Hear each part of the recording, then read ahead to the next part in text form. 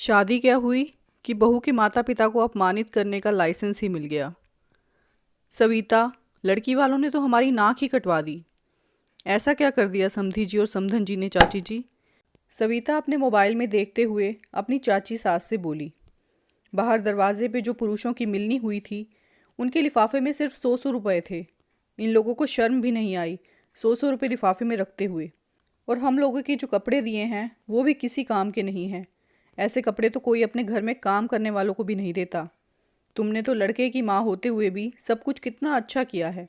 सबके लिए अच्छे कपड़े लिए, गिफ्ट लिए, लेकिन इन लोगों ने लड़की वाले होने के बावजूद जगह जगह पर हमारी बेइज्जती की है।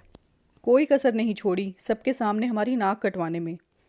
तू जब इन लोगों से मिलेगी तो अच्छे से सुना देना, कोई कसर मत छोड़ना। अगर तुझसे नहीं होता तो मुझसे बोल, मैं इन्हें ऐसा सुनाऊंगी कि ज़िंदगी भर याद रखेंगे। इसमें सुनाना क्या चाची जी, शादी अच्छे से संपन्न हो गई, मेरे लिए तो यही बहुत है। और फिर शादी में छोटी मोटी कसर रह ही जाती है।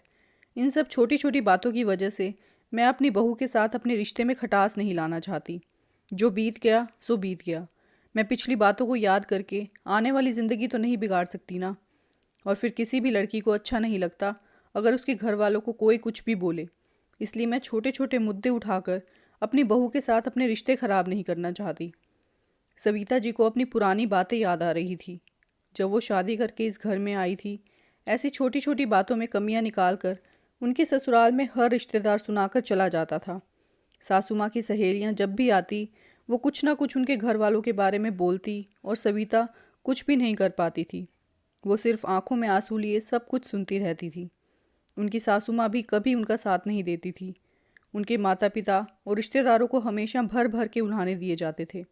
शादी वाले दिन भी बारिश की वजह से अरेंजमेंट में थोड़ी सी प्रॉब्लम हो गई थी। इस पर भी सारा कसूर सविता के पिताजी का ही निकाला गया। सभी रिश्तेदारों ने खोज खोज कर हर चीज़ में कमियां निकाली। जो चीज़ अच्छी थी उसे भी बढ़ा चढ़ाकर बुरा बताया गया। हर वक्त उठते बैठते उनके मायके वालों को बुरा भला बोला जाता था। ऐसा लगता था कि शादी क्या हुई कि मायके वालों को बुरा भला बोलने का लाइसेंस ही मिल गया।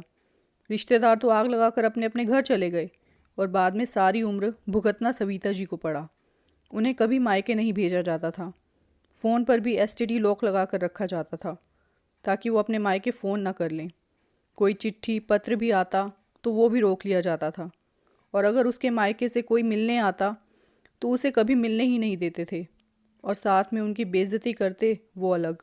आज भी अगर उनकी शादी की कोई बात करता है तो उन्हें बिल्कुल अच्छा नहीं लगता, क्योंकि उनकी शादी से सिर्फ बुरी यादें जुड़ी थी।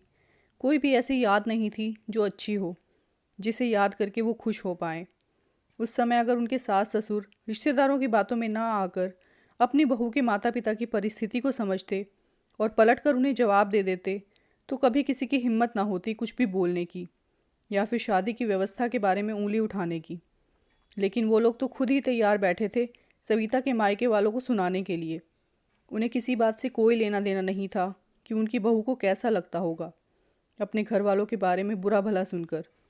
हर लड़की को उसके माता पिता, भाई बहन बहुत प्यारे होते हैं। कोई उन्हें कुछ भी कहे, ये कोई भी लड़की बर्दाश्त नहीं कर सकती। हर लड़की को अपने मायके वालों के बारे में सुनकर कितनी तकलीफ़ होती है, ये कोई नहीं समझेगा। और ससुराल में तो बहू के मायके वाले होते ही अपमानित करने के लिए हैं। सविता अपनी पुरानी यादों में खोई थी। तभी उनके पति किशोर जी ने उनसे कहा, सविता, एक ये दिन है और एक वो दिन था। आज इस सास ने अपनी बहू के पक्ष में बोलकर सभी रिश्तेदारों का मुंह बंद करवा दिया। और एक मेरी माँ थी जो रिश्तेदारों की बातों में आकर तुम्हें मानसिक रूप से कितनी तकलीफ़ देती थी। उस समय शायद मैं भी नहीं समझ पाया कि अपने माता पिता के बारे में ऐसी कड़वी बातें सुनकर तुम्हें कितनी तकलीफ़ होती होगी।